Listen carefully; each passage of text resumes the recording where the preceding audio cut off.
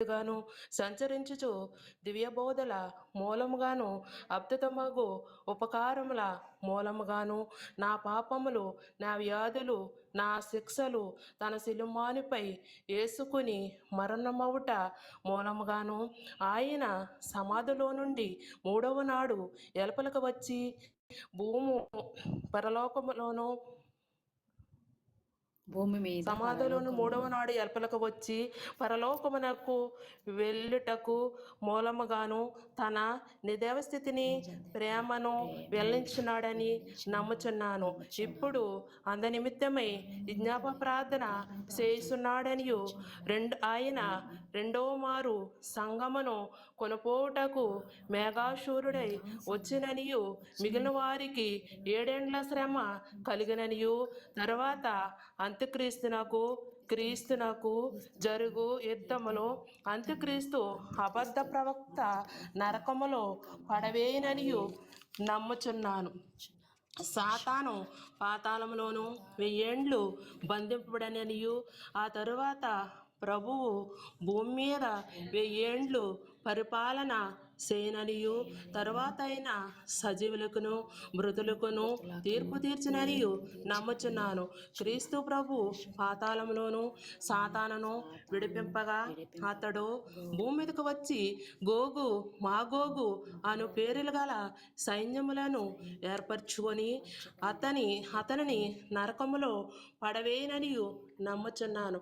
అటు తరువాత ఆయన అందరకును తీర్పు విధించిననియు విశ్వాసము మూలముగాను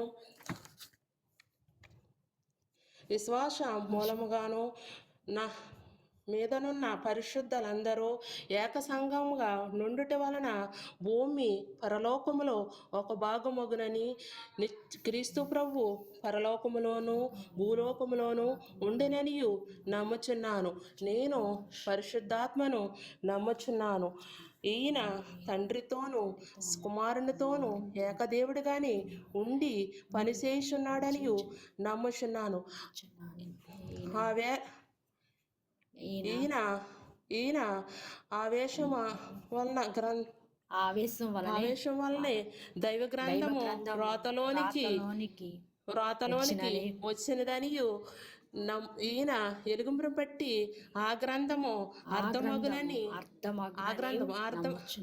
అర్థమవనియు తండ్రి ఉద్దేశించిన రక్షణ అనగా కుమారుడు తన మూలమైన రక్తం వలన గడించిపెట్టిన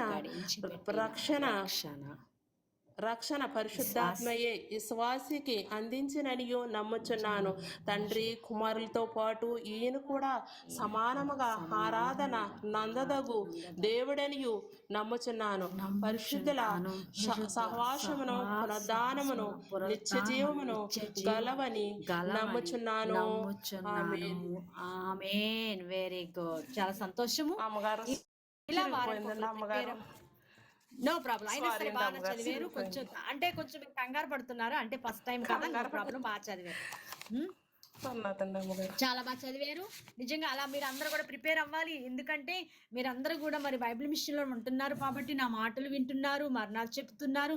ఇవి కూడా క్రమాలు నేర్చుకోండి. ఇంకా అనేక రకాలుగా మనం అందరం కూడా ఏకాత్మతో మనం స్తుతించాలి, గణపరచాలి, మహిమపరచాలి. ఇదే మాసం అండి మనకి. ఇదే మాసం ఆనంద మాసం. అయ్యా వెరీ గుడ్. ఆనంద మాసం.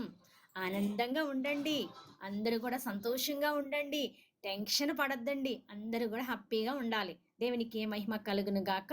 మరి అలాగే మరియమ్మ గారి గురించి మనం ఇవాళ 4 మాటలు చెప్పుకుందాము. ఒకసారి చూడండి, మనందరము కూడా ఒక ఆత్మీయులము.